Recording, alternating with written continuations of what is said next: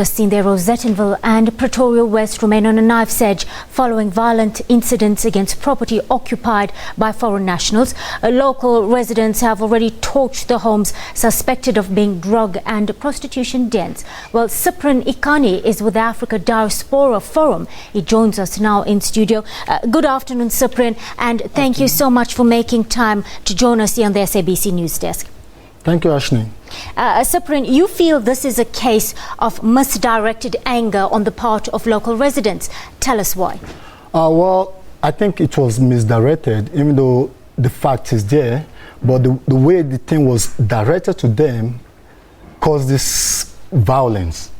And if the mayor himself has to direct people on such cases, he has to make it simple for them to understand that we are fighting against drugs, but we don't have to start destroying people's property.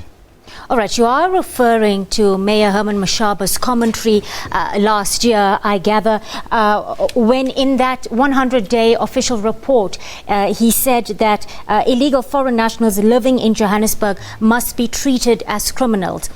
Tell us, Cyprian, why it is so crucial for us to be cautious of such sweeping generalizations when it comes to criminality. First of all, I would say, I think what the mayor said, I shouldn't say a slip of tongue. It was incorrect because you cannot say illegal migrants are criminals. And you have to know that when people go out to Home Affairs to get their documents, it's difficult for them to get it. And when you don't have papers, you cannot get a good job. When you don't have documents, you can't work. So people have to do one or two business. And not all illegal migrants who are living in Johannesburg are criminal. People are also putting things in the community. People are supporting the community, trading, helping, paying one or two tax from in any ways that they can pay. So they are not all criminals. Yes, we want to caution against stigmatizing all foreigners. I hear you, Cyprian. But let's be honest, are most of the prostitution and drug rings in Rosettenville and Pretoria West run by foreigners? Okay, if you say that, I think that there are a lot of guest houses or hotels where you find teenagers who are doing prostitution. It doesn't mean that the owner of those guest houses are foreigners. You might even find South Africans who has guest houses, hotels, and teenagers are there doing prostitution.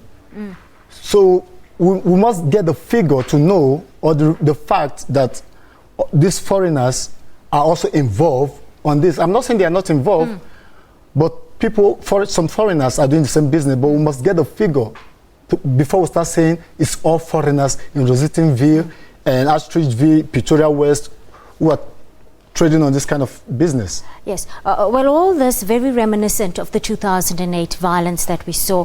We don't want a repeat of that. How worried should we be, and what assurances can you give us that there will be no retaliatory intentions or attacks? You see, when such things happen, it remains in our hearts, in people's hearts. 2008 came. 2 years back, it happens in Durban, which we saw. And on every daily basis, there is xenophobic attack in South Africa, which people don't even know. There is xenophobic attack. We get report in our office, at the office of the African Diaspora Forum, on such attacks every day. But what I'm saying is, it is right time now for us to come together, to strategize and work together. Like what the Premier is doing now, David Makura, bringing people together on these social cohesion events. There's a social cohesion tournament that is coming up 25th, 26th, and 5th of March. Those kind of things, we need to go out as African Diaspora Forum and other government institutes to work on social cohesion where everybody will be together. All right, Cyprian, negative incidents like this, I do agree, can act as a catalyst for social cohesion and better integration into our communities. Now, you've come out in praise of Home Affairs Minister Malusi Gigaba and how he handled everything and how he helped to calm the situation. What appeal would you like to make today to government and police to aid in the protection of foreign nationals in these volatile areas? Yeah, I would say the government needs to come out and help to guide or to protect foreigners. Because the foreigners we're talking about is black brothers and sisters. We're not talking about foreigners. So there's a target of black foreigners who are living in South Africa. So what I want the government to do, the government needs to play a critical role in this to protect us by giving people papers. Not every foreigner who wants to stay in South Africa. People want to get paper because people want to live in South Africa also. If you don't give them paper, they remain in your country. Mm-hmm. And the more they stay in your country, they become burden to you. And if you don't deliver to your community gets report that because why you cannot deliver is because of the foreigners. So I'm asking the government to protect the foreigners, also to assist them with documentation where people can easily do nice jobs. Nobody wants to sell drugs. Nobody wants to take people's children to do prostitution.